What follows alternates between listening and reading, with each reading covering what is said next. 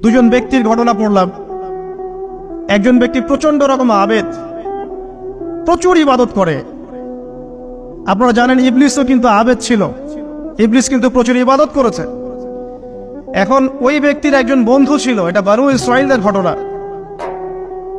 তো সেই বন্ধু পাপী ছিল, বিভিন্ন কবিরা গুনাহ করত। আর এই আবেদ ব্যক্তি বারবার তাকে নসিহত করত, গুনাহ ছেড়ে দাও, তুমি পাপ করছো, গুনাহ ছেড়ে দাও। তখন সেই ব্যক্তি যে পাপ করছে সে বলতো যে আল্লাহ কি তোমাকে আমার রক্ষক বানিয়েছেন? আল্লাহ কি তোমাকে আমার উপর দারোগা বানিয়েছেন? আমাকে আল্লাহর হাতে ছেড়ে দাও, আমাকে নসিহত করতে শোনা।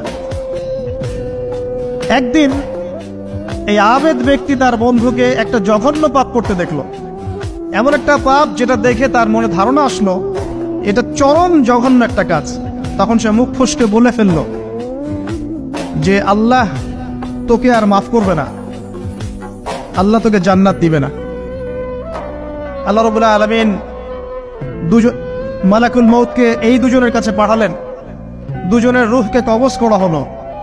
এবার আল্লাহ পাক তার সামনে তাদেরকে উপস্থাপন করে বললেন যে তোমাকে আমার রহমত সম্পর্কে কে গ্যারান্টি দিয়েছে যে আমি কাউকে রহমত করব কি করব না?